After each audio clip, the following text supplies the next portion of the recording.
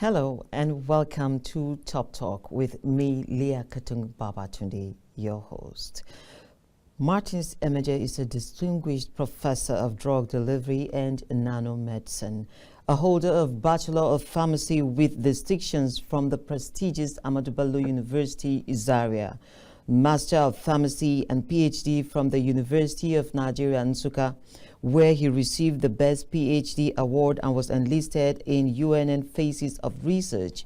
He started his professional research career about 20 years ago when he was hired as a junior research fellow in the Department of Pharmaceutical Technology and Raw Materials Development, National Institute for Pharmaceutical Research and Development, NIPRID, where he rose to the rank of research professor within 10 years.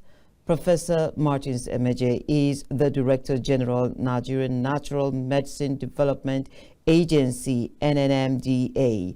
Thank you, Professor Sir, for joining me for this conversation on Top Talk. Thank you for inviting me, and it's a pleasure to be here. Thank you, and it's always a pleasure speaking with a fellow Abusite because we're naturally ahead. Great Abusite. Great. And so perhaps I would ask one very basic question just for the records and for the sake of our viewers. When we say nanomedicine, what does it mean? Okay, so in lay terms, nano means very small. So the smallest of the smallest of the smallest, the smallest size.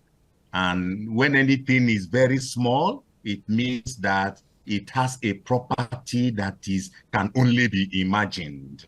And it can easily be manipulated. It can easily be used in the form in which you want to use it. Let me just say this way, that when we say nanomedicine, it is just the application of those small sizes of things in medicine.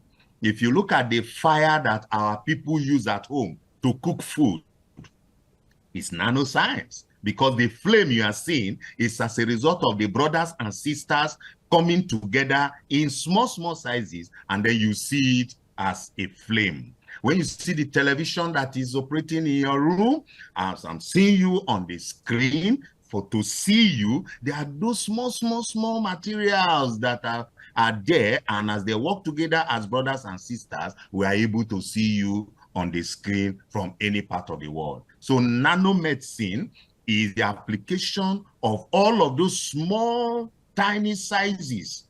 In technical terms, sizing raised to the power of -9. Very small sizes, the size of your hair, for example. You know, if you look at the strand of your hair, you really know that it would be difficult to measure it. You know, the DNA, when you hear of DNA, it has sizes, you know, all of those sizes. When we capitalize on those sizes to see how we can improve or put man in a healthy situation using our medicine, we say that it is nanomedicine. Okay, all right, great, Prof. I have seen you over the years at NIPRID, and of course, now you've moved on to NNMDA. What is the difference? Are there differences from what you were doing before as a researcher and the research you're doing now? Okay, yes. First, I mean, I can't speak about myself, or you can't look through my development or my career without talking about NIPRID. But there's a wall of difference between NIPRID and the Nigerian Natural Medicine Development Agency. NIPRID is National Institute for Pharmaceutical Research. So it is pharmaceutical.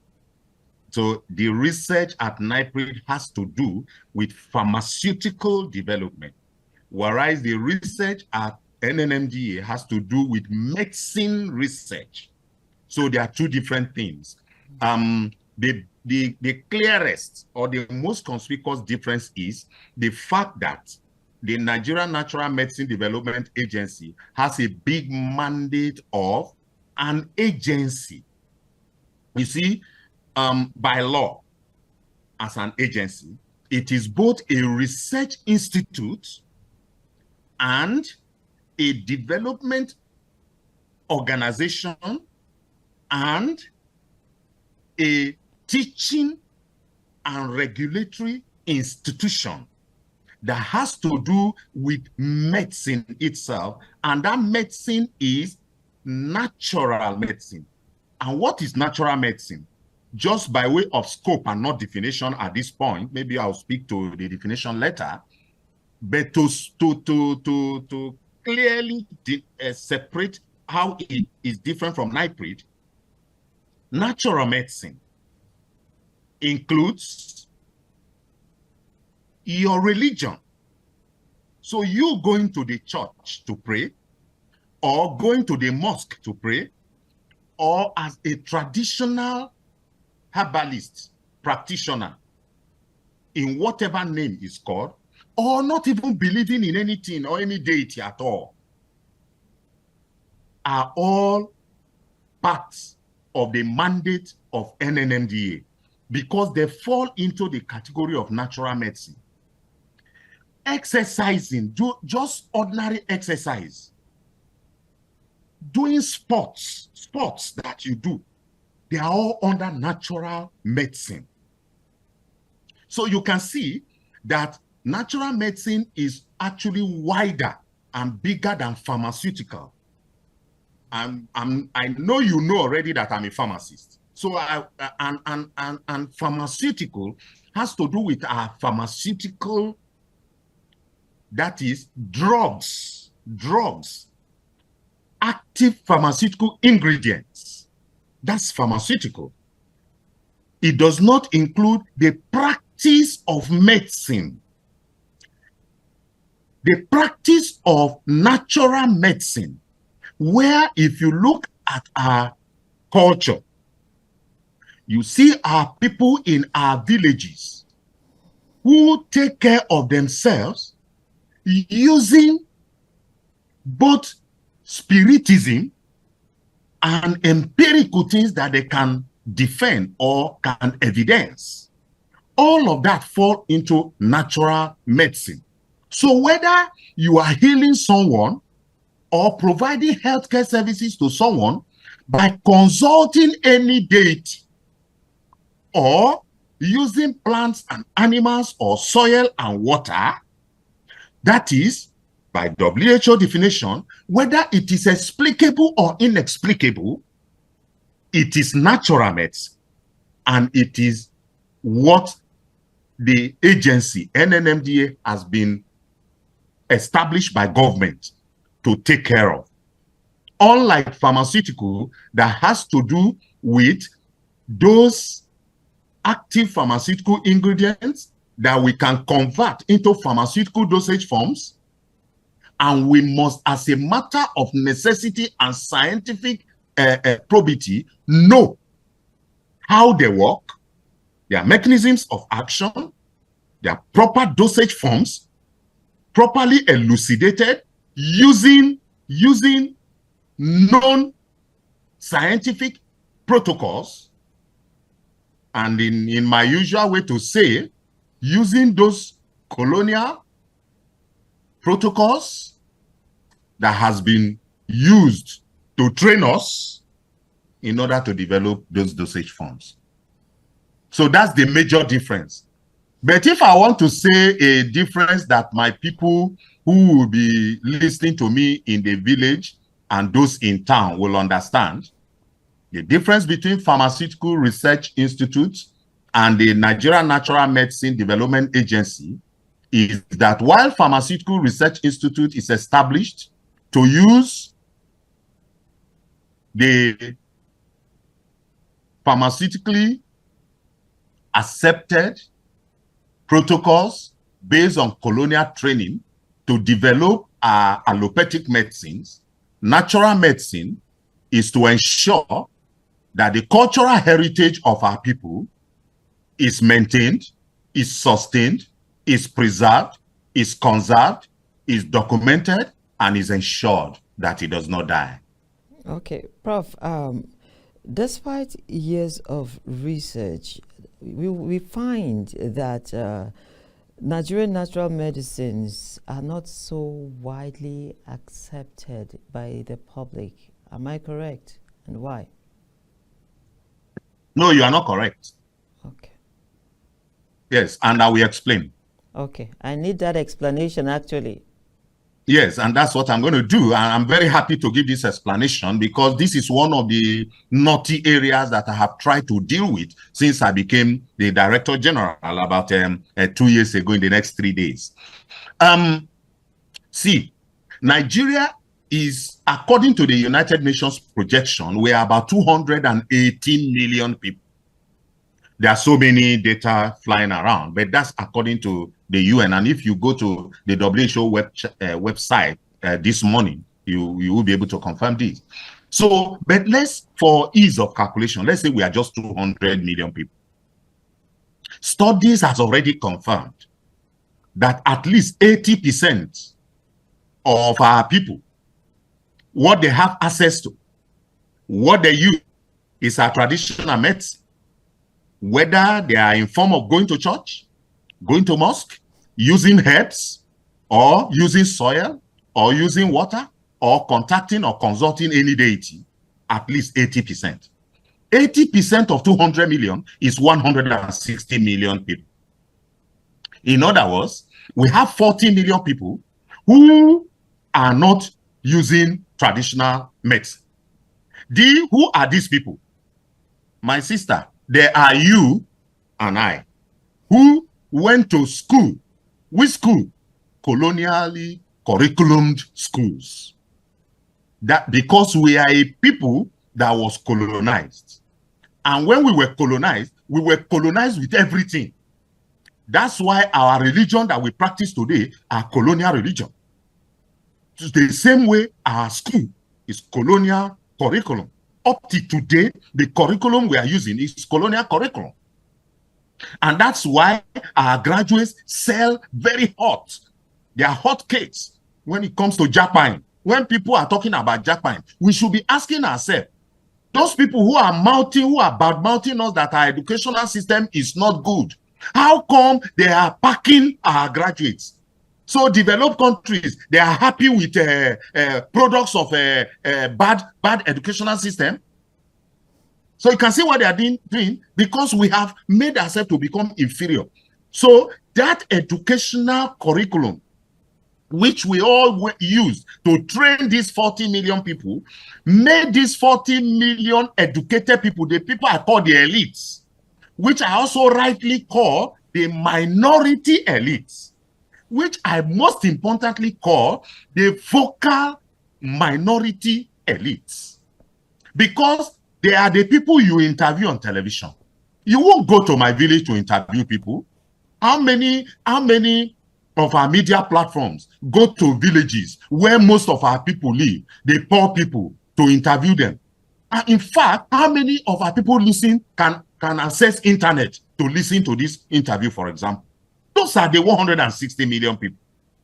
And those are the people, as I'm talking to you, that use traditional medicine. So it is not therefore correct to say that most people don't value, respect, or recognize traditional medicine. No, the people who don't value or respect or are bad-mouthing traditional medicine, they are the 40 million minority but vocal elites who are the ones that become consultants to WHO, consultants to UN, consultants to UNECA, consultants to all international organizations. They are the ones that become government functionaries. We are the ones that become DGs. We are the ones that become ministers. We are the ones. So you need people who are from that 160 million people, that is, people like me, who have been liberated from that shackle or that bondage. Because there are many, as we are talking today, there are also many government functionaries who are now liberated from that bondage.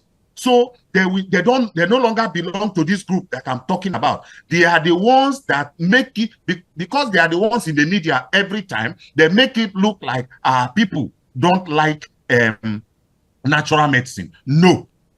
So that's why I told you, that's why I said it is not correct. What we owe those people who don't have a voice, and who I am glad to be their voice. And today I work with at least 20 professors of medicine, pharmacy, medical lab science, chemistry in Nigeria, and in diaspora. I have a lot of them also now in diaspora.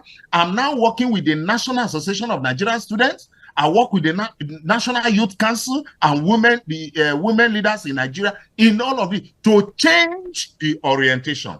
And you can see for the first time in 30 years, the Nigerian National Assembly, specifically the House of Representatives, took a resolution in December 2024 that natural medicine, the way it is currently being driven by my humble self and my team, that it must become the priority of government.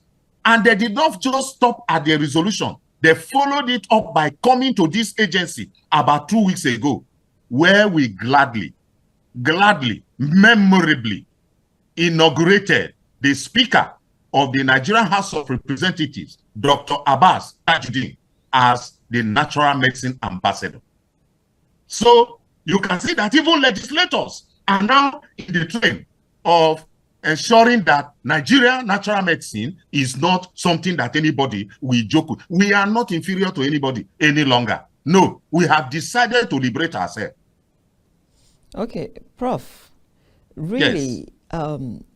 Our institutions, do they now accommodate courses to do with natural medicine? Excellent question. First of all, the answer is yes. It's just that because it's a new movement, you know, we are in the time of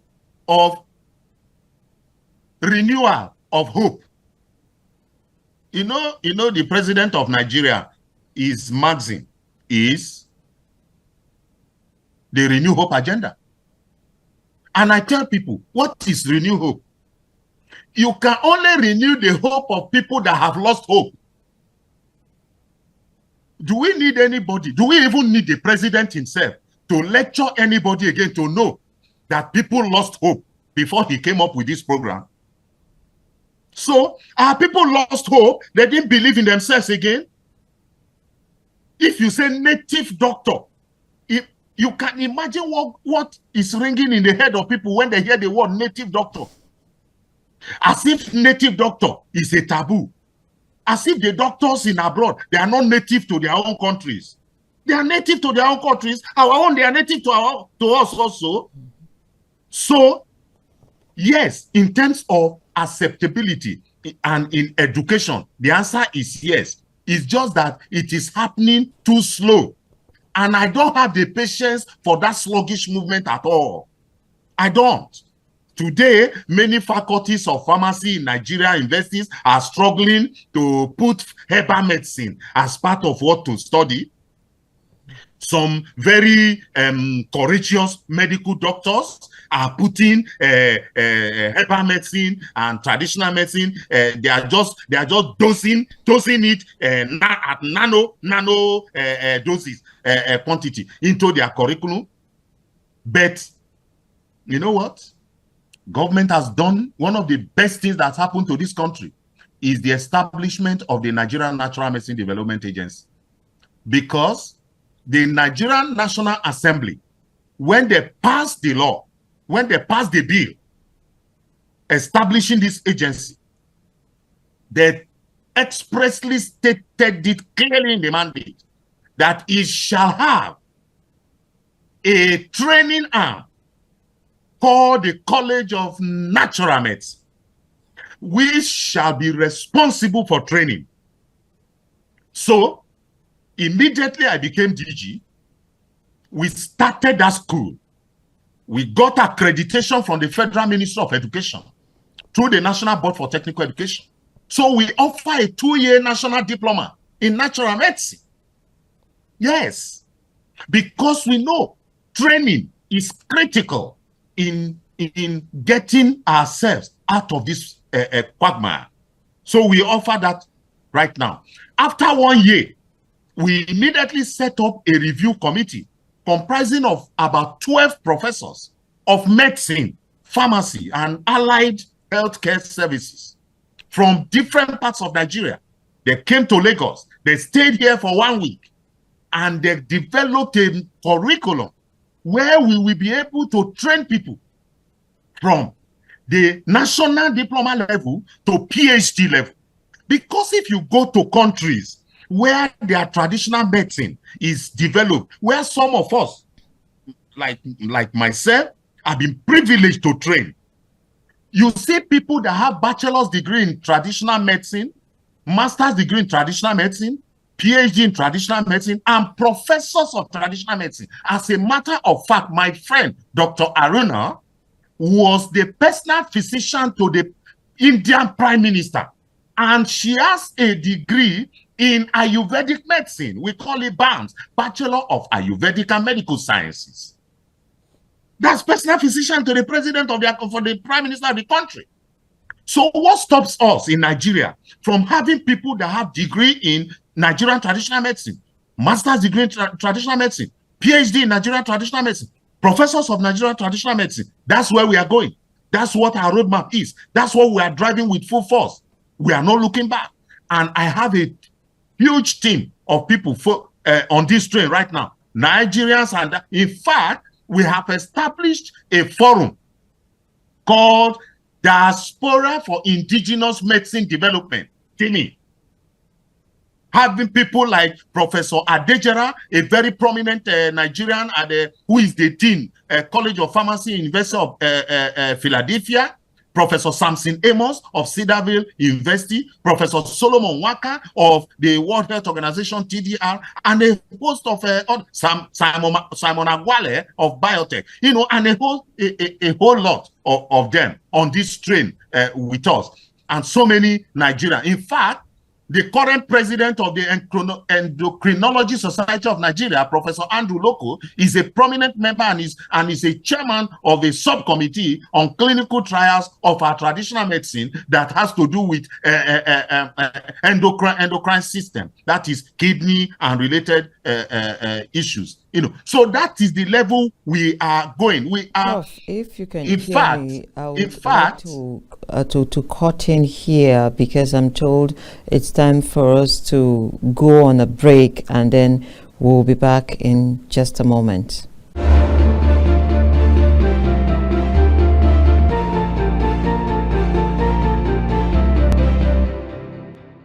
Welcome back from that break, and I've been speaking with Professor Martins Emeje of NNMDA. And Prof, I left you off for the break, but then we're moving into this phase of the conversation which you have started already, and it is the price of being a researcher in Nigeria.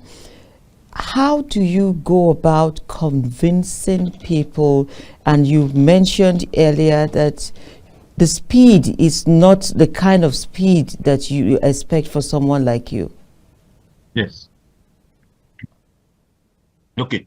So thank you. Before I do that, let me say a little, about this educational thing, so that I can stop where it makes a better sense. Like I said, so we now have a curriculum, and we are driving towards having a critical mass of educated people in Nigeria. I should mention here that many of us who have had the opportunity of getting fellowships or scholarships to study outside this country, when you go to those countries, they will spend the first 1 year putting you somewhere to learn their own languages, because the language of instruction is going to be their own. If you go to Japan, they are going to teach you Japanese language. Go to Germany, German language, and all of that. So let nobody continue this colonial mentality of telling us that if you cannot speak English, then you cannot learn something in Nigeria, or if you are not an English speaker or writer, that means you are illiterate. The people should stop calling our people illiterate because they cannot speak English or write in English. So what is NNMDA doing in this? We are blazing the trail in this area in collaboration with the National Institute for Nigerian Languages in Aba, Abia State, with my friend Professor Bona, who is the executive director.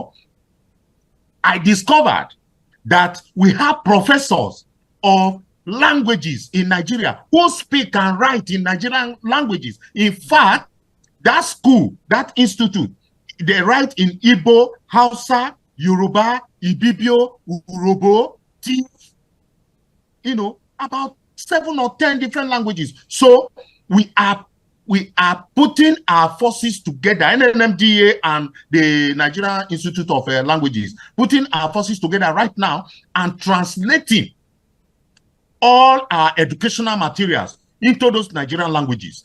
Those faculties there will also be faculties in my agency. So you don't have to know English. You don't have to have even gone to primary school. If you have a skill in traditional medicine, you will be a lecturer, not even a student. That is the kind of innovation that we have brought. This agency is under the Ministry of Innovation, Science and Technology, not the Ministry of Health, because many people think that because medicine is in our name, we are in Ministry of Health. No, we are bigger than health. We are science. We are bigger than health, because health is science. Science is not health. Science is bigger than health. We are in agriculture, we are in education, we are in health, we are in every transport, we are in environment. So we are bigger than health. And that's why, for example, we have accreditation from Federal Ministry of Education. We have accreditation from the Pharmacy Council of Nigeria, which is health. We are having accreditation from Ministry of Trade, Investment, and all of that. So that is to say that in terms of education, we know clearly where we are going. So in the next 2 to 3 years, this country will no longer be where it is, if only we have the smallest type of support that we need to get all of these things done. Now, you ask the question, what does it mean to be a researcher in Nigeria? One of the things that I have decided not to do since I became a director general is not to complain. You can see I have toned down my voice. I do not complain. Reason, there's no point complaining. When I took over mantle of leadership, I inherited an agency in debt. Many of my colleagues who knew about the agency were pitying me, and I told them, don't pity me. I am the smaller version of the current president of Nigeria. I said, don't pity me. I am the first fully trained, homegrown researcher to become a director general of a research institute.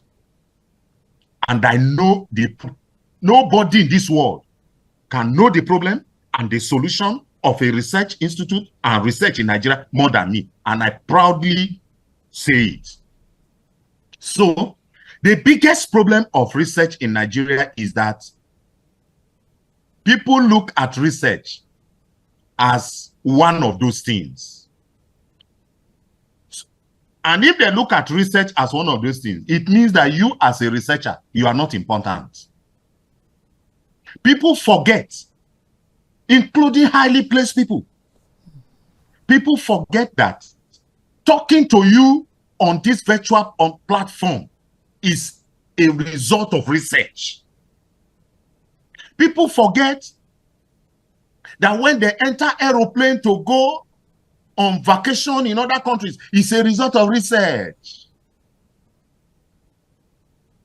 So when you talk about research, some highly placed people will even tell you, people are hungry, you are talking about research. That is how demoralizing doing research is in this country. For those of us who have had the privilege of doing research outside this country,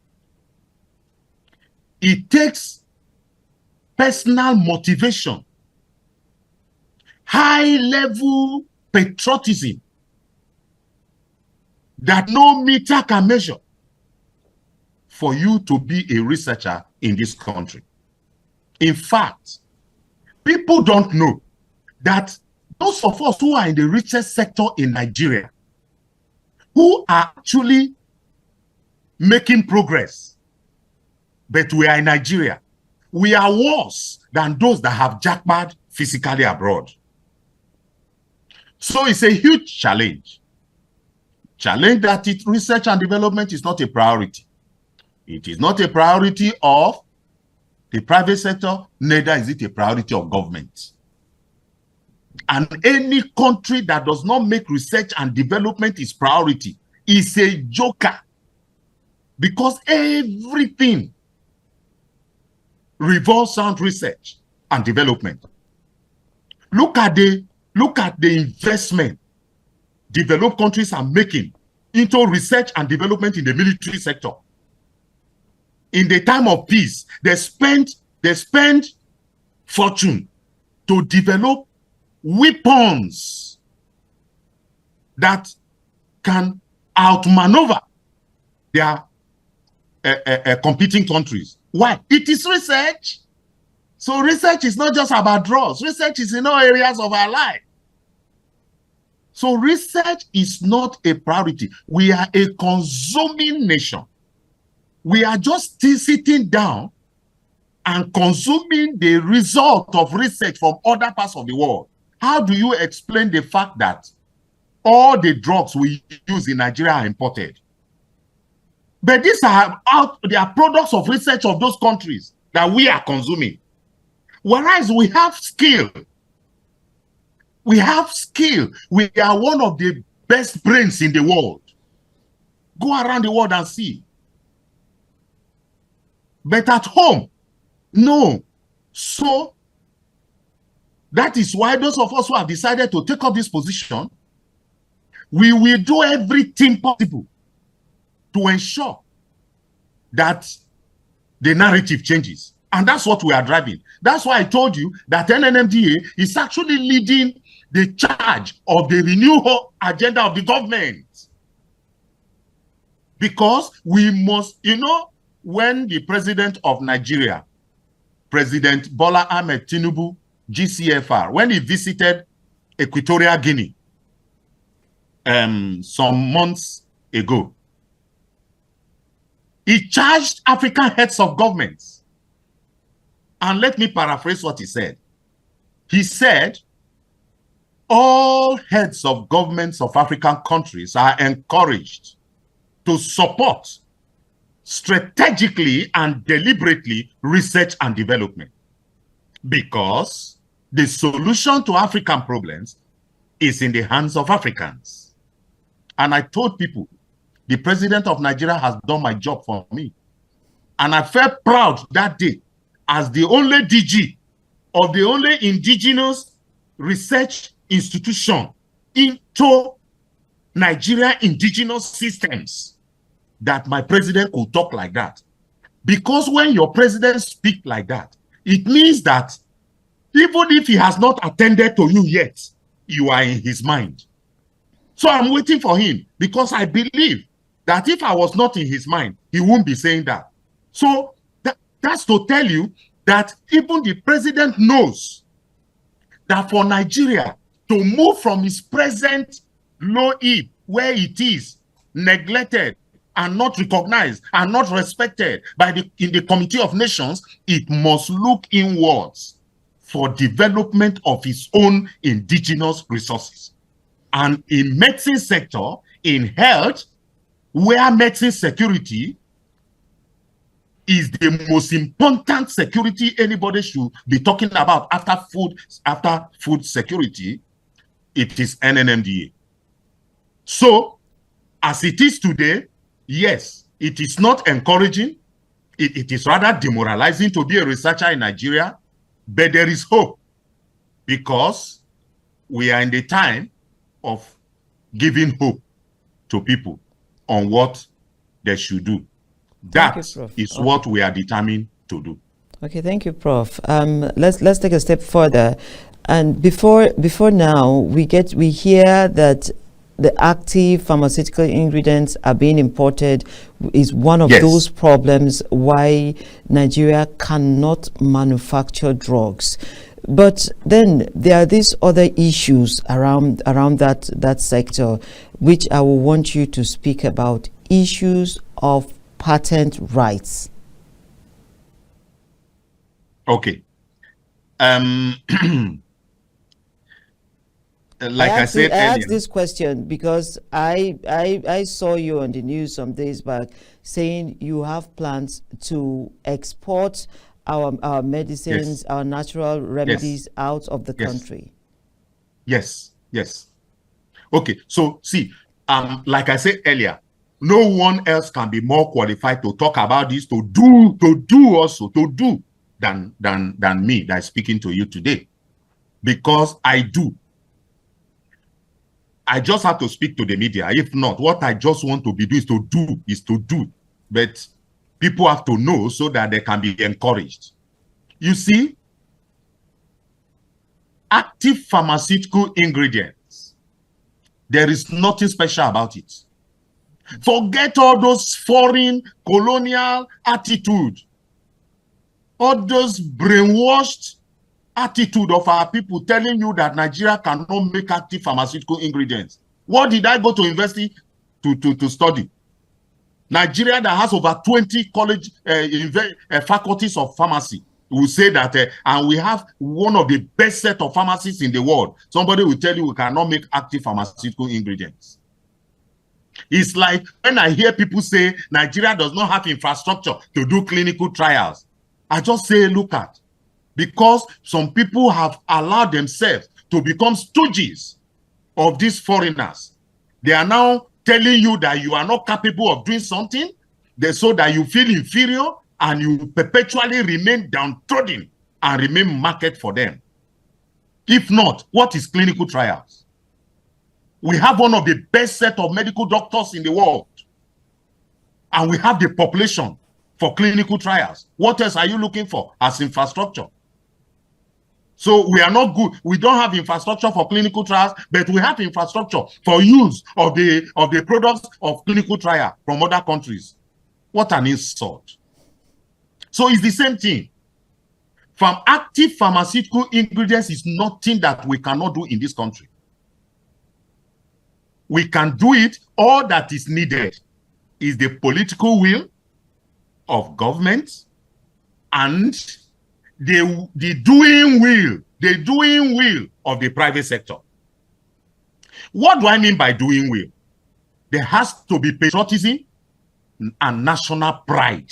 There has to be national pride. See, it's not everything that when you talk, they tell you that private sector is not Father Christmas. We are not saying it should be Father Christmas. But if you are declaring a profit of 1 billion naira in a year, for goodness sake, why is 500 million not enough? So that you can invest 500 million in research. Many of us who went abroad to do one study or the other, we went on the donation or the foundation of private industries in those countries too.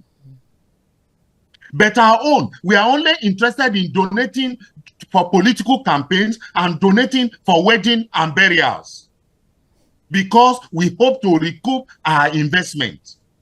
So, active pharmaceutical ingredient is something that we can do, making excipients. In fact, in this agency, because the current Senate, the 10th Senate, supported NNMDA, we just finished making a top-grade pharmaceutical grade starch from cassava. Nigerian cassava. Nigeria is the biggest producer of cassava in the world. And we are going somewhere with it. So, it's something that we can do. All that is needed is little support. Now, when we talk about exporting our own medicinal plants, let me tell you this. The biggest exporter of medicinal plants in the world is China, followed by India. The biggest exporter of medicinal plants. I'm talking of just herbs.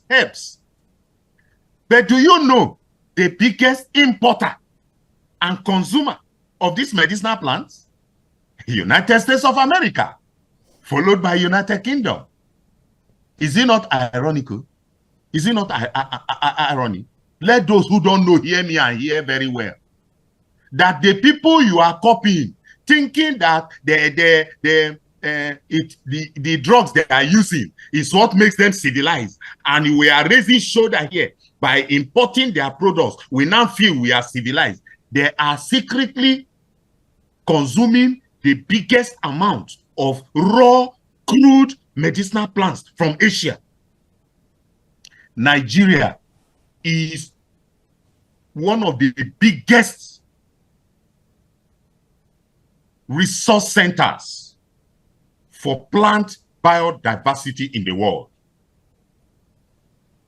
You see, our 774 local governments and almost the 9,000 electoral wards that we have, each of them have specific medicinal plants that we can actually cultivate for specific ailments or diseases in the environment where they exist.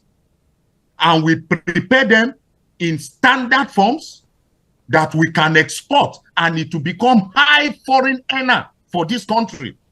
Apart from creating jobs, when I spoke the other time, when the National Assembly visited me, I said, if I am giving support in this country, in 12 months, this country, you will have a record of at least 147 million people who are working on different farms in about 9,000 wards in this country on medicinal plant cultivation alone.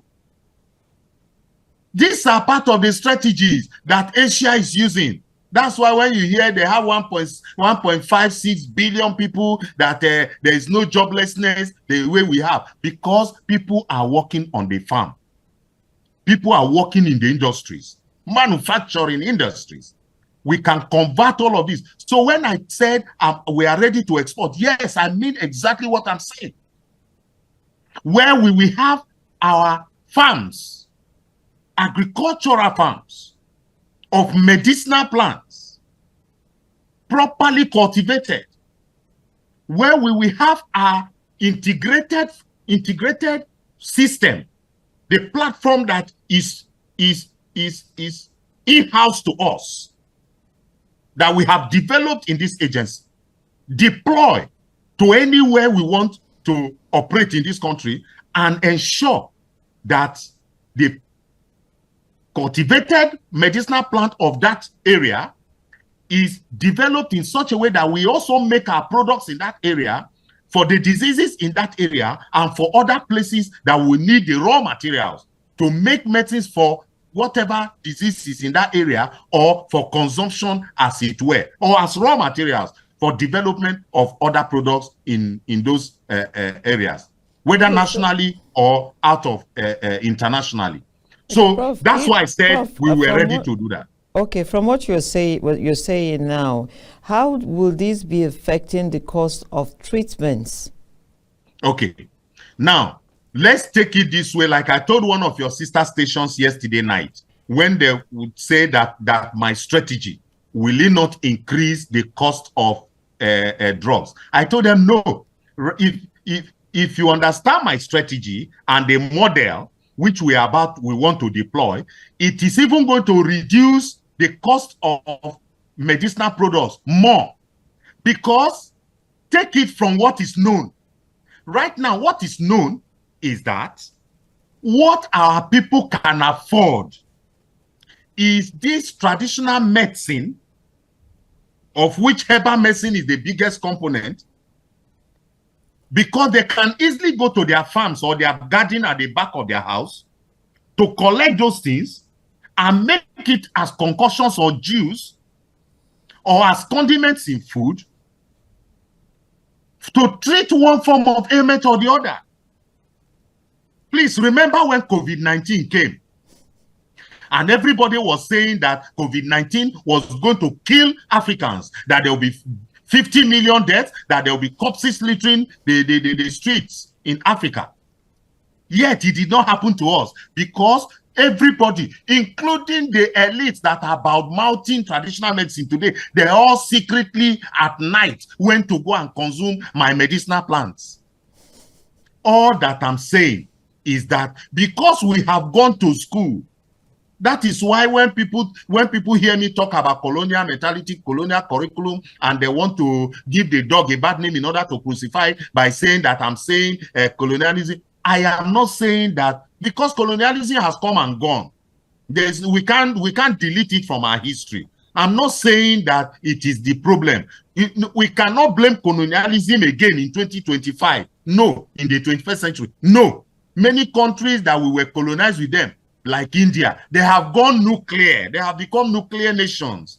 America was colonized, yet is the strongest country in the world today. So I'm not blaming colonialism. I am only blaming the fact that we have refused to wean ourselves from the vestiges of colonialism. That's what I'm saying. So all we need to do is deploy science and technology, go to the villages, go to the communities. We call it community engagement research at NNMDA. We don't do any research here without first undertaking CEM. When we go there, we develop what the people are already using, so that instead of going to the bush every other day to collect the plants and come and make solutions that in 7 days it will start decaying and there will be maggots inside, we will apply science and technology to make appropriate dosage forms that can be stable, it can be durable, it will still be safe and effective, it will last longer, and then we will get NADAC approval. Our people can use it over a long period of time. It can be exported, and then we will benefit from it as a people and as a nation. Prof, sir. Yes. So I want to interrupt you to take this very question. What will you describe as your most challenging moment as a Nigerian researcher? And what would you describe as the defining moment?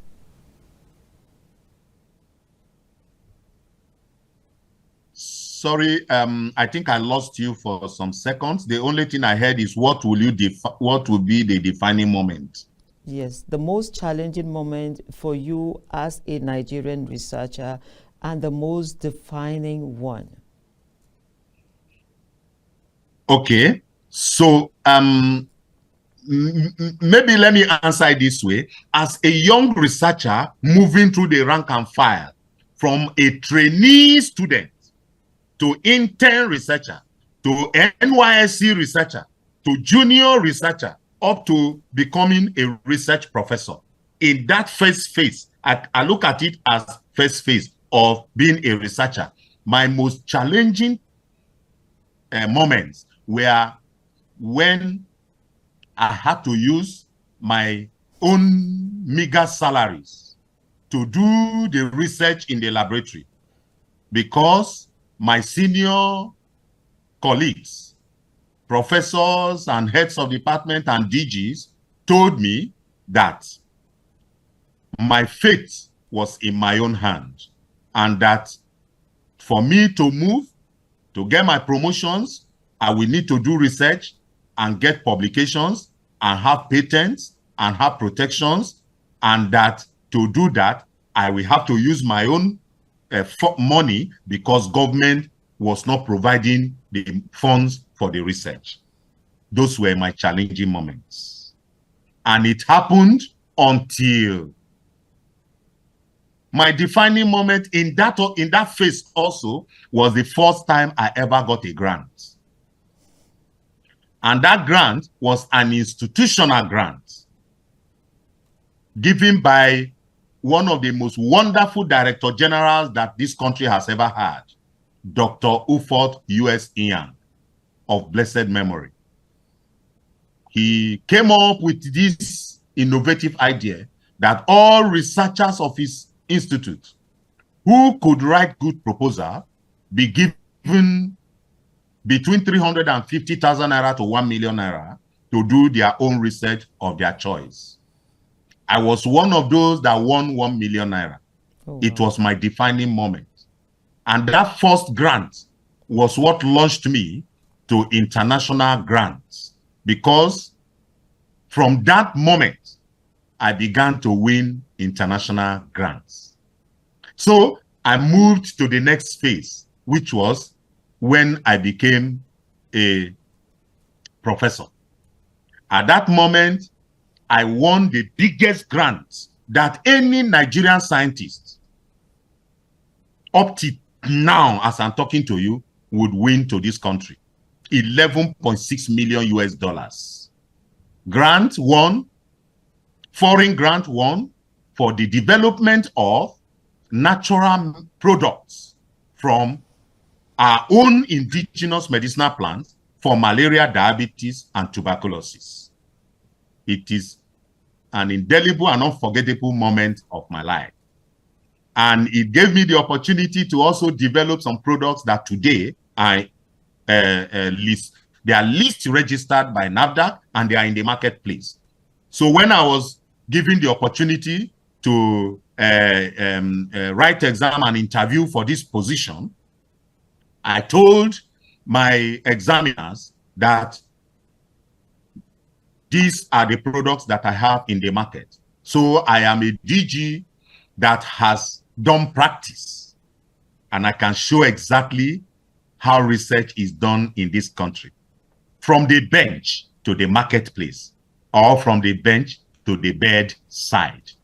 And that is what I always say. And for me, that is the greatest moment of my life as a researcher.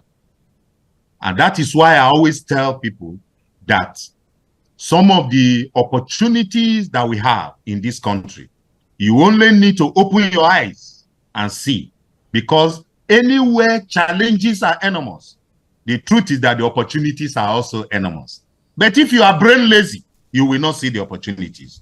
You'll be looking for where to run to, where people have also suffered to develop in order to just key into the system the way computers key into systems, garbage in, garbage out. So that is that phase. The second phase is becoming a director general. Now, at the point I applied for this job, and the examinations, by the way, the examinations were written online, and one was chosen to be the director general by Mr. President. I told myself that this is the defining moment in my career as a researcher. Why? Because everything that has been paining me as a researcher, it was now an opportunity to do it. I have no excuse anymore. And that was why, even when I was told that the agency that has been given to me, it was an agency in debt, I said, no, I did not need money. By the time I start my work, money will look for me. And so we started on minus, not on zero. We started on minus 62 million naira level. But today, we are not the one looking for money. It's money that is looking for us.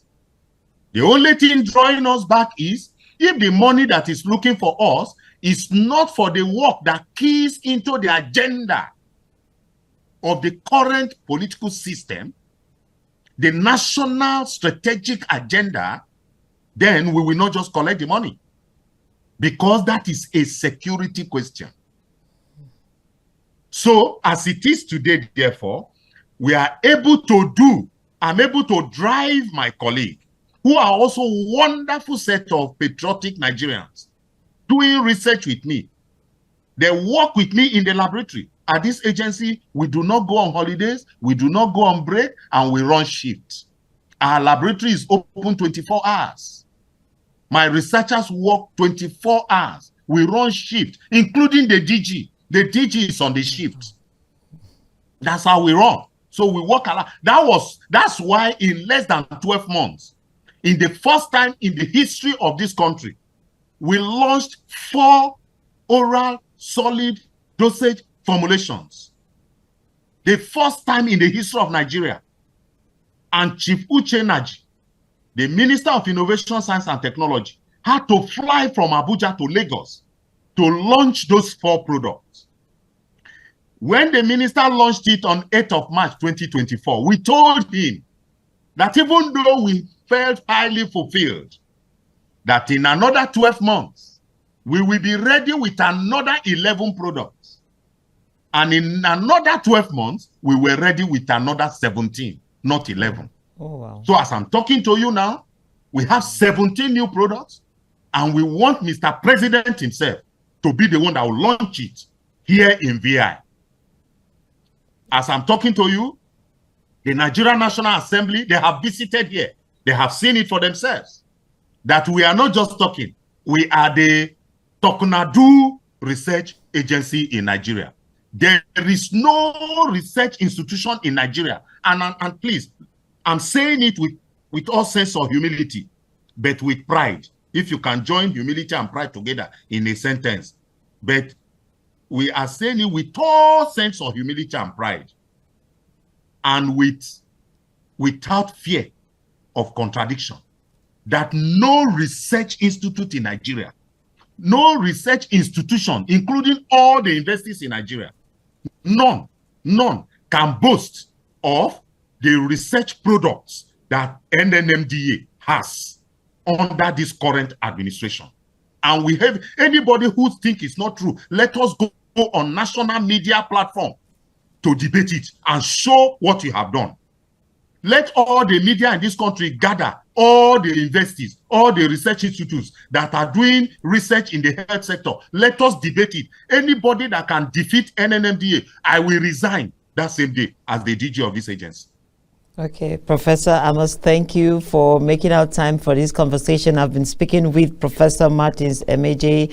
He is the Director General of Nigeria Natural Medicine Development Agency, NNMDA, and he joined me virtually, of course, from Lagos. Thank you, sir, for making out time for this conversation.